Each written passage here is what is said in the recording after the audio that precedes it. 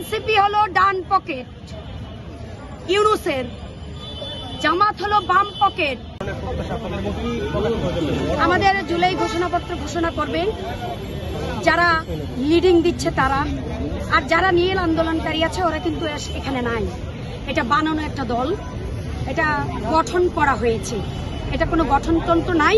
আমি মনে করবো এখানে এনসিপি গঠন সাংগঠনিক কাঠামোই বুঝে না, আমি মনে করি।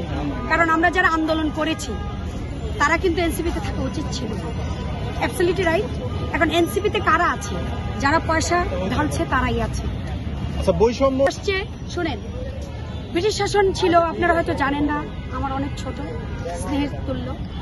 আমাকে মেরে তুই খাবি, তোকে মেরে আমি খাবো, এই রাজ কখনো যাবে না। এই তন্ত্র মন্ত্র হিসেবে চলতেই আছে। প্রত্যেকটা, শুধু এনসিপি না, প্রতিটা পার্টিতে বৈষম্য হয়েছে, কেউ কিন্তু রুখে দাঁড়ায়নি।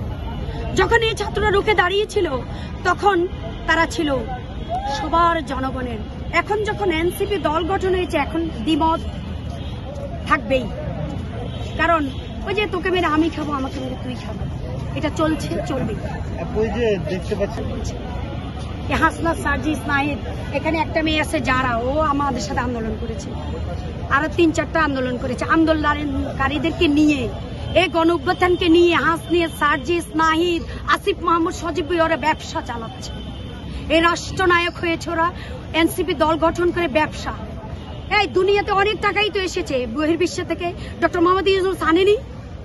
এখন কেন তৃতীয় মাত্রায় আসে?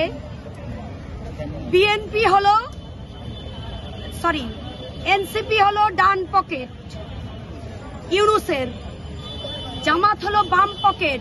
তাহলে কোন তৃতীয় মাত্রা আসলে উপরের পকেটে কে? বিএনপি।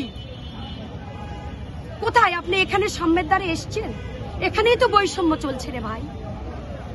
আমি সকল জনগণকে বলবো যে একটা ভোট যদি হয়, কারণ আমার যে একটা রাষ্ট্র, এই রাষ্ট্রকে আমি যদি 1971 সালের 1 লক্ষ শহীদের কর্মে আমার কর্ম ভাসিয়ে দিতে পারি, এখনো 1 বছর আমি নন স্টপ আহত হয়েও, কিছু না পেয়েও রাজপথে দাঁড়িয়েছি।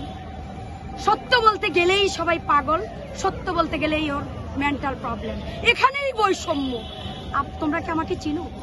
কতটুকু দেখেছো? 2023 সালে আমি শেখ হাসিনার বিরুদ্ধে ভাইরাল হয়েছি, ওর বিরুদ্ধে বলেছি যাত্রাবাড়ি আপনার এই যে পার্কে আমি হয়েছি, আমি জেল খাটিনি তো তখন।